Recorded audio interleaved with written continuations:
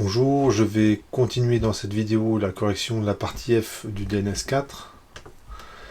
Alors, on en était arrivé à la question 16. Donc on avait exploité le premier diagramme. Donc là maintenant, on va s'intéresser à la conductivité de la solution. Donc vous avez cette expression. Le ZI, c'est la charge de l'ion. Donc par exemple, pour Na+, ce ZI, ça vaut 1. Pour Ca2+, il n'y a pas de Ca2+, dans cet exercice, mais c'est juste pour un exemple. Pour Ca2+, comme il y a deux charges positives, le Z, ça vaudrait 2. Si on a un ion qui est négatif, Cl- par exemple, son Z, il vaut -1. Alors, il arrive parfois que le Z il soit inclus dans le lambda I0. Hein, donc, puisque ces deux grandeurs-là, le lambda I0, là, qui est la conductivité molaire de l'espèce, il arrive parfois que on inclut le ZI directement dans le lambda I0. Donc ça, bon, ce qui est très important de noter, c'est que la concentration intervient. Donc plus une espèce chargée est présente, plus elle va contribuer à la conductivité. Et c'est quelque chose qui se comprend bien. Hein. Plus il y a de porteurs de charge électrique, et mieux ça conduit l'électricité. Et le paramètre lambda I0 et le ZI, ça dit simplement à quel point une espèce se déplace facilement dans la solution et va donc contribuer à rendre la solution plus ou moins conductrice. Donc on va... Et les lambda I0, c'est des données tabulées. Hein, ce sont des données qu'on va vous donner à chaque fois. Alors on vous demande de montrer que la quantité V0 plus V, donc le volume total fois G, est constitué de portions de droite. Pour ça, je vais utiliser le résultat de la question 11. Voilà, j'ai recopié le diagramme que j'ai déjà fait à la question 11, qui vous donnait les quantités de matière pour chaque espèce en fonction du volume de sous-versé. Et je vais travailler sur cette grandeur-là, V0 plus V fois G. Donc ça donne, il y a un petit calcul à faire. V0 plus V fois G. On écrit la définition de G, donc ça fait V0 plus V, fois la somme sur toutes les espèces qui est chargée de leur charge en valeur absolue, lambda I0, la conductivité molaire, ionique molaire, et leur concentration. Et le V0 plus V, lorsque je vais multiplier par la concentration, en fait ça va donner la quantité de matière. Donc en fait ça donne ceci, donc toujours ZI lambda I0, et ici j'aurai la quantité de matière de NI. D'où l'intérêt de ce premier graphique, puisque je vais déduire de ce diagramme le tracé de V0 plus V fois G. Donc je vais maintenant détailler la somme, puisque je connais toutes les espèces chargées. Donc ça va donner la chose suivante, V0 plus V, donc le volume total, fois G. Alors vous avez H3+, donc c'est H3+, sa charge, c'est plus 1, donc bon, je l'écris, mais évidemment, la valeur absolue de plus 1, bah, ça fait 1, évidemment. Ensuite, j'ai le lambda 0 de H3+. Moi, je vais mettre un petit peu de couleur. Ça, on s'y retrouvera plus facilement. Donc, c'est plus 1 fois le lambda 0 de H3+, fois la quantité de matière de H3+. Et je fais la même chose avec les suivants. Donc, c'est plus, etc., etc. Je me rends compte que il y avait une erreur dans le diagramme précédent, j'avais mis OH-, alors que c'était Na+, mais bon, je pense que vous auriez corrigé de vous-même, puisque OH- ne pouvait pas apparaître deux fois. Donc finalement, je continue l'écriture de la formule, donc c'est plus 1, puisque Na+, sa charge c'est plus 1, le lambda 0 de Na+, fois la quantité de Na+. Je vérifie juste un truc, ouais. Alors, quand on a ceci, évidemment, je vais me débarrasser des valeurs absolues, hein, puisque à chaque fois ça vaut 1. Et je me rends compte que finalement V0 plus V fois G, ce n'est qu'une combinaison linéaire de ces courbes-là. Hein, donc c'est la courbe en rouge, fois un lambda 0 de H3+, fois la courbe bleue, fois un lambda 0 de OH-, etc. Alors ce que vous devez savoir, c'est que comme on pouvait s'y attendre, le H3+, est une espèce qui se déplace très facilement en solution aqueuse, et donc son lambda 0 est plutôt grand. Donc on a au niveau des ordres de grandeur, le lambda 0 de H3+, c'est à peu près 2 fois celui de OH-, donc OH- et H3+, finalement se déplacent assez facilement dans l'eau, et c'est environ égal à 7 fois celui de Cl- qui lui est à peu près égal à celui de Na+.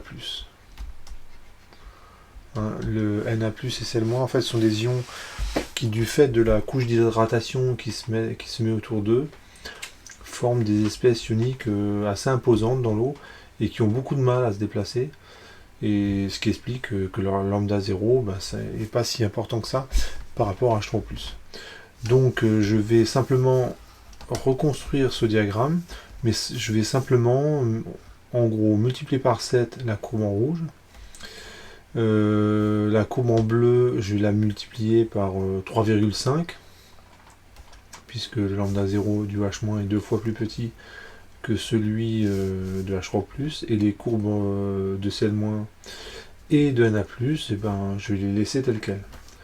Donc relativement, ce que ça va donner, c'est que la courbe rouge, elle va vraiment dominer toutes les autres, la courbe bleue aussi, un peu moins que la rouge, et les courbes vertes et jaunes, en fait, vont pas jouer un grand rôle.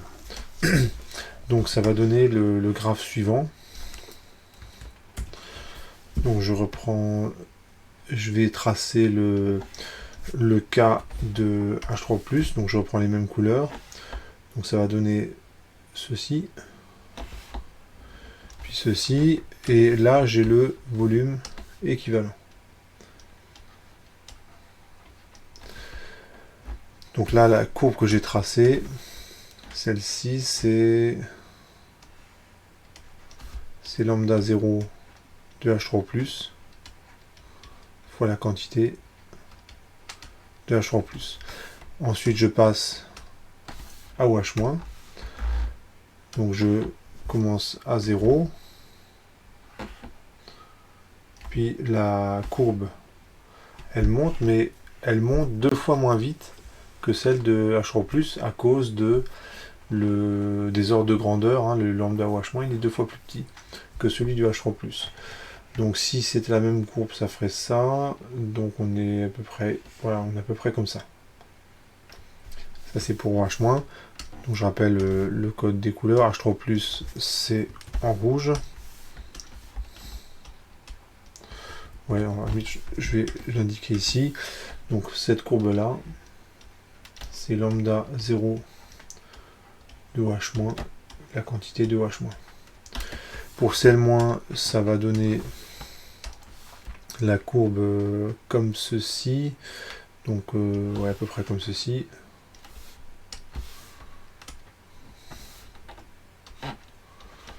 Lambda 0 de Cl-, la quantité de Cl-, donc c'est constant en fait, on s'en fiche un petit peu. Et enfin le Na+, ça va donner quelque chose à peu près comme ceci. Non, ça fait, allez, quelque chose comme ceci à peu près. Hein. Lambda 0 de Na+, la quantité de Na+. Donc finalement, là, j'ai tracé chacun des termes, et il n'y a plus qu'une chose à faire, c'est les additionner. Donc là, ça va être assez facile, parce que, en fait, on additionne des portions de droite. Donc, par exemple, de 0 à V équivalent, je dois additionner des droites, donc je sais que ça va faire une droite. Donc j'ai simplement à déterminer deux points de cette droite. Donc par exemple en V égale 0, il n'y a que Cl- et H3+ qui donnent une contribution, donc le point, la courbe elle va démarrer ici. Quand je suis à l'équivalence, il n'y a que Na+ et Cl- qui donnent une contribution, je suis à peu près ici. Donc je vais simplement relier ces deux points. Voilà, on a cette partie de la courbe. Je continue, je me place par exemple à ce volume-là, et j'additionne toutes les courbes, donc ça me fait... Donc si je pars d'ici, j'additionne la courbe jaune et la courbe verte, donc j'arrive à peu près ici. Donc ça donne ceci. Et la courbe là que je viens de tracer, c'est G fois le volume total. C'est cette courbe là. Voilà. Donc et on peut comparer aux mesures, hein, et là on va voir que l'accord il est vraiment excellent. Vous remarquez au passage que les points sont vraiment bien alignés, hein, notamment ceux-là. Donc a priori là on a une mesure qui est vraiment précise, hein. Quand on a un graphique, on prédit de droite, et quand vous faites la mesure, ça fait quasiment de droite. Ici, il y a un petit défaut là. Au tout début, les points ils sont un petit peu décalés vers le haut, mais c'est quand même excellent. Et donc ce qu'on vous demande, c'est de mesurer le volume à l'équivalence, et puis déduire la concentration d'acide en reprenant la concentration de base déterminée à la question 15. Donc pour le volume équivalent, en fait, je vais simplement résoudre le système d'équations composé des équations là et là. Donc on trouve dans ce cas, je vais faire des petits calculs, mais bon, a priori ça ne pose aucune difficulté. Alors ça donne les calculs suivants. On a y égale, je dois résoudre ce système là. Enfin, bon, après tout, inutile de recopier les équations, elles sont là. Et au point de croisement de ces deux équations, et ben j'ai l'abscisse, ce sera le volume équivalent. Donc on trouve, tout calcul fait, on trouve V équivalent égale 147,36 plus 38,773 divisé par